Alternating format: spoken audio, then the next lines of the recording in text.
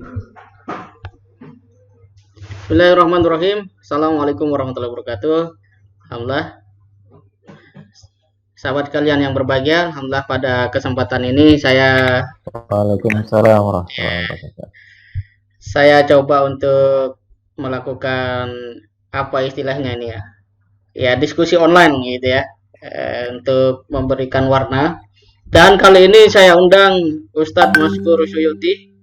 Beliau adalah sosok yang sejak kecil memang luar biasa.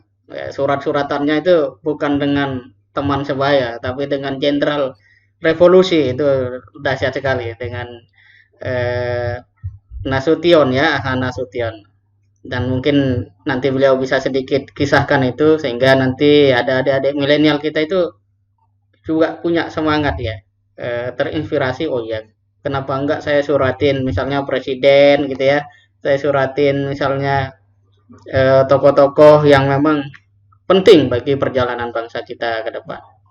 Nah, apa kabar Ustaz Maskur? Sehat semua ya? Alhamdulillah sehat.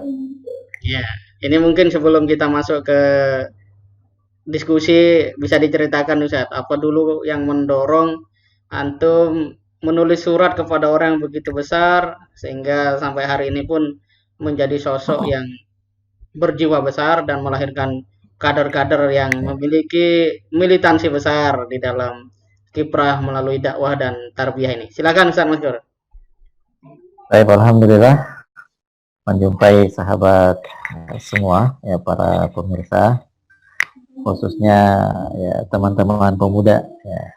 Kita ini kalau diskusi dengan pemuda bawaannya semangat terus ya. Alhamdulillah ya. Ini mungkin sekadar pengantar saja ya.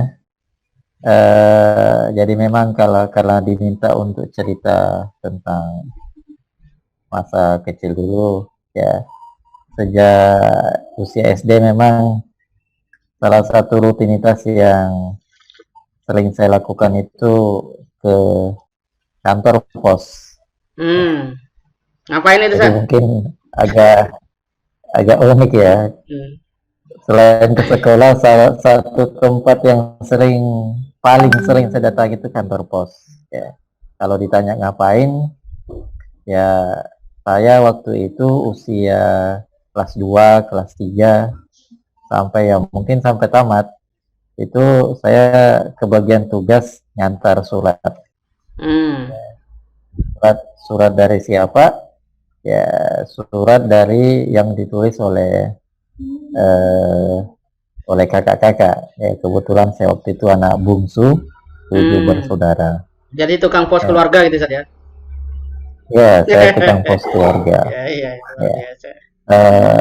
Sebenarnya tidak sebatas surat, karena waktu itu memang bukan cuma surat yang dikirim.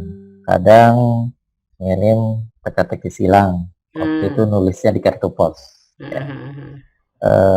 Terus beranjak beberapa tahun kemudian, sebagian kakak sudah kuliah di luar kota. Nah, itu kan komunikasinya waktu itu lewat surat itu. Orang tua atau siapa yang tugas mengabarkan keluarga, saya yang kebagian itu. Nah, dari sini saya kemudian sering baca surat, sering ya minimal suka lihat perangko itu. Saya kemudian tertarik, kenapa bukan saya yang nulis surat sendiri. Ya, cuman ya, itu kan nggak tahu juga mau nulis ke siapa. Kalau momen bersurat ke Jenderal Abdul Haris Nasution itu, saya terus terang lupa saya nulis apa waktu itu.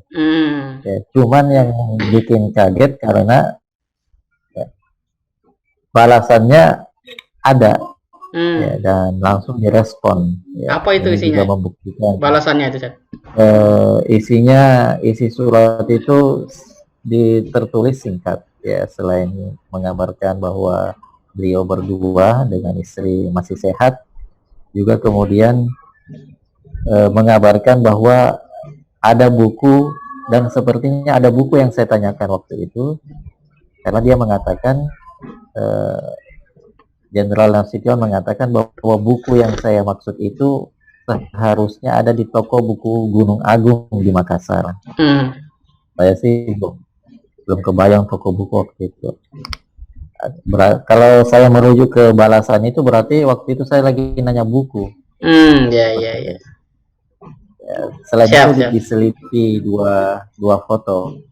Ada satu foto tertanggal masih hitam putih, Mei 1965, lengkap foto keluarga bersama anak tercinta, Ade Irma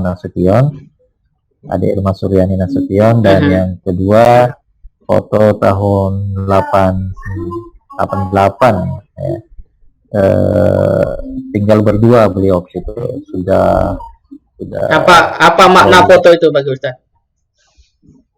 Makna foto bagi itu makna foto ya bagi saya, yang pertama saya sangat kagum kepedulian Jenderal Nasution terhadap literasi. Ini bagi saya sebagai anak-anak ya itu sangat luar biasa. Yang kedua ya bahwa ya itu tadi foto ini menggambarkan bahwa semangat itu terjaga ya, sampai setua itu sosok itu tidak berubah secara aura ya, bahwa beliau memang sejak dulu dikenal sebagai jenderal yang sangat lurus, sangat komitmen terhadap bangsa ini. Nah, artinya dari sisi pengalaman dan pasti ada rasa bangga saja dapat balasan surat dari seorang jenderal di zaman ketika itu. Nah, itu kalau mau dikonversi ke zaman sekarang oleh anak-anak muda sekarang, itu kira-kira langkahnya gimana menurut Ustadz ini? Rekomendasinya lah buat adik-adik milenial kita ini. Yang pertama, kalau bicara pesannya, yang pertama tanamkan jiwa besar bahwa kita ini bisa berkomunikasi dengan siapa saja dan saat ini sangat memungkinkan. Yang kedua, belajar menjalin komunikasi. Bagi saya ini penting karena ya hari ini komunikasi itu menjadi sesuatu yang sangat dibutuhkan oleh masyarakat dalam konteks apapun, ya, termasuk atau apalagi ketika berbicara tentang dakwah dan pengembangan daripada aktualisasi diri, aktualisasi pemuda.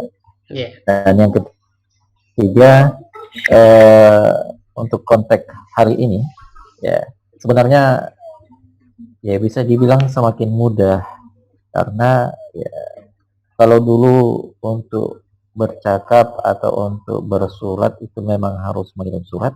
Kalau sekarang ya mungkin bahasanya ya tinggal mention, tinggal ngetek, itu kan sudah yang luar biasa. Yang masalah kalau WA kayaknya nggak dibalas, jadi kalau tidak dikenal.